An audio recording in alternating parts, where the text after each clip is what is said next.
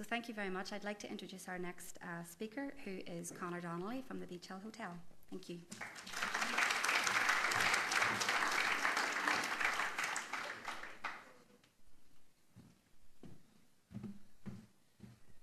Thank you, Jennifer.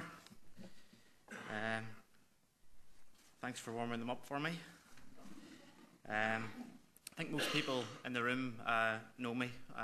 I'm Donnelly. I'll be the Sales and Marketing Manager at the Beech Hill House. Part of the family ownership as well.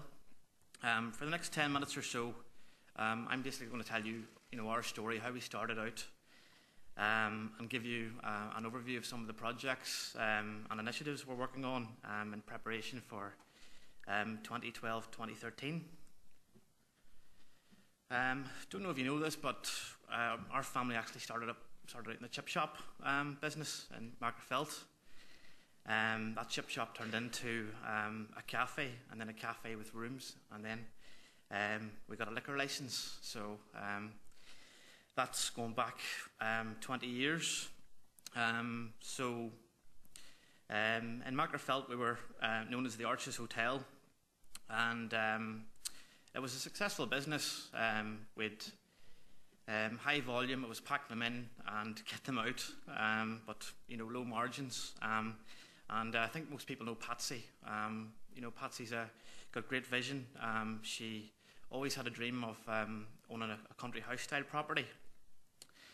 And when Beech Hill came on the market in 1989, she convinced Leo and the rest of the family to sell up and make the investment in Beech Hill and Derry. So it took us 2 years of sort of blood, sweat and tears to bring the house up to standard. And in 1991 we opened for business with 17 bedrooms. So when we opened in the early days, there wasn't much leisure business at all in Derry. We really targeted the high-end corporate market. They liked coming out to Beech Hill. They seen it as a safe place to come and stay, and nice ambience. So up until 1995, with the ceasefire, with great weather, business was booming. We thought, we need to increase capacity and see if we could add on a few more rooms.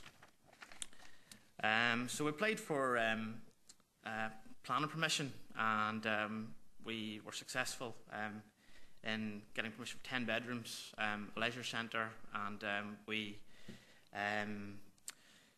increased the capacity of our restaurant. It took us a couple of years to get that. In the late 90s, the manufacturing companies in Derry started to outsource to the Far East, and with the factory closures, we suffered a significant drop in our corporate revenue.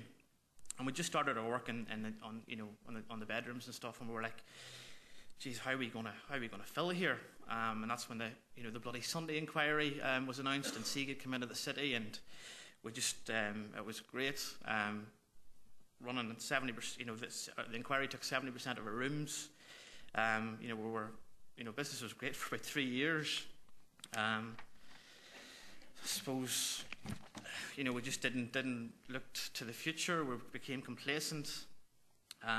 Once the inquiry ended, just dropped to 30%, and we had to look at new ways to replace this business. The unique features of Beech Hill made it the perfect setting for weddings. So instead of just doing the occasional wedding, we set out to really grow this side of the business. Technology and the internet was changing the way people did business, so we had to embrace the change and invest to ensure we kept up to date with the times.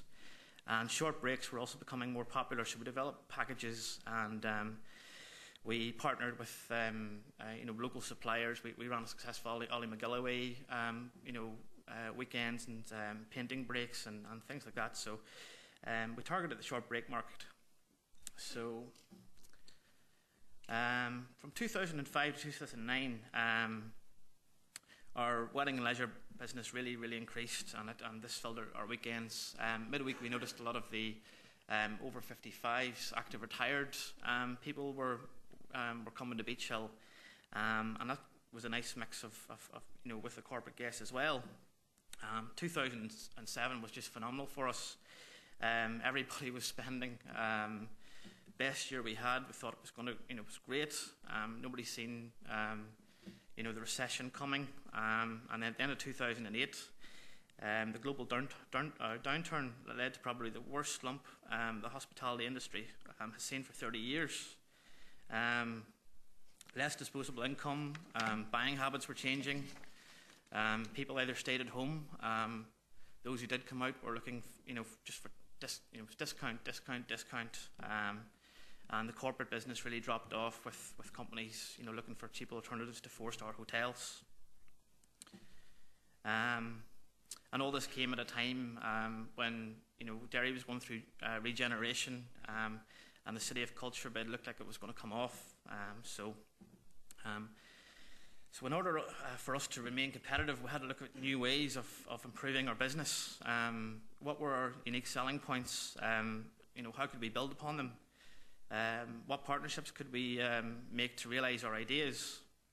So, as a result of sitting down and reviewing the business and sort of trying to come up with a pot of ideas, I'll just go through the projects that we're working on as a result of that. So,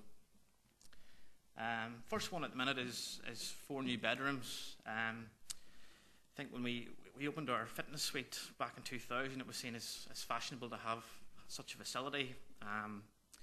And as time went on, with gyms opening up in the city, our market was sort of the older market. They were preferring to take the dog out for a walk around the grounds. So visitors to it were less and less, and the space was just becoming a waste. So we also noticed that we had lots of requests for ground floor rooms, people with mobility problems, and with listed building constraints.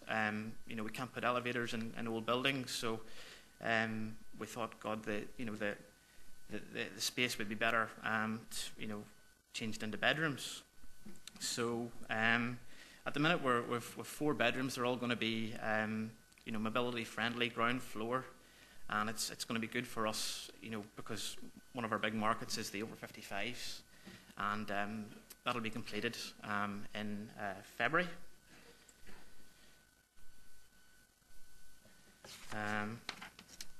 So the second project we're working on, I think, one of the unique features about Beech Hill is its history and the sort of connection with World War II. The house and grounds was used by the US Marines as a camp. So we felt that we needed to preserve and commemorate the story for future generations, and hopefully attract visitors from America and special interest groups, and just to learn about what happened at the house. So we learned that in the States that there was a day-to-day record of the Marines' time in Derry during the war. So this information had been locked away for about 60 years, and would probably have been thrown out had it not been for a researcher who found it and contacted us. So we formed a local heritage organisation to see if we could, go about getting this information digitised and brought back to Beech Hill to form part of a new museum project, which the hotel would host on behalf of the group. So this is part of the Rural Development Fund. The project's well underway. We'll see the installation of a museum which will house the archive. There'll also be an exhibition telling the story of the house, and there'll be a little sort of a trail going through the grounds with panels and sort of dictating showing pictures of the Marines whenever they were at Beech Hill. And that project's going to be completed next year. We'll also do a series of events. We might turn Beech Hill into a camp again for a weekend, and have reenactments and symposiums. So the next project we're working on is an outdoor trail system. Beech Hill, there's 32 acres of parkland, so we see that as an asset, and we wanted to see if we could, improve the outdoor facilities and attract, new customers. So we approached CAN, Countryside Access and Activities Network, to look at the possibility of installing a series of recreational trails, which would be suitable for all abilities. So, you could do mountain biking and horse riding, and you could push a wheelchair or a pram around some of the trails. So CAN came out and they assessed the site, and they drew up a series of detailed plans of a trail system. And they were also able to look at funding streams, because, to do this, just on the board there's some examples of there's going to be different categories of trails, and that's how it'll look whenever it's completed. So we partnered with CAN, Derry City Council, and Groundwork NI. So this part of the project will be an element of the Faughan Valley Access plan. So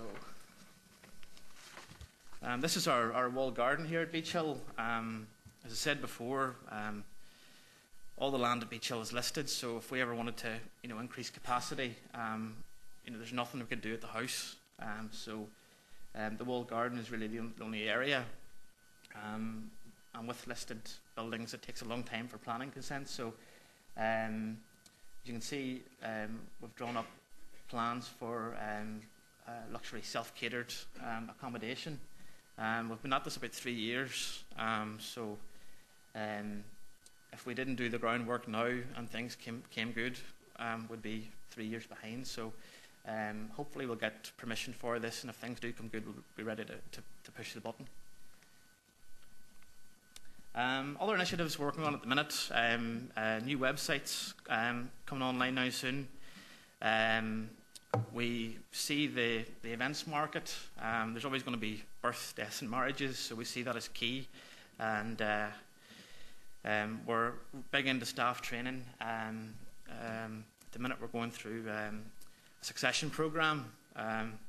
Patsy's not going to be around forever, so we're sort of getting everything out of her head and onto a bit of paper, so if we know what to do if she's hit by a bus tomorrow. We're also taking part in the innovation program, so we're always looking at new ways of doing things better.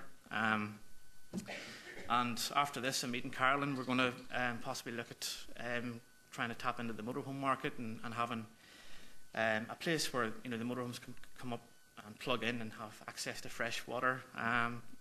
There's nowhere around here that has that facility, and we take part in benchmarking and mystery shopping visits. So as you can see, we've been pretty busy, and none of the projects I've talked about would be possible without successful partnerships, which are definitely the easiest ways of getting something done.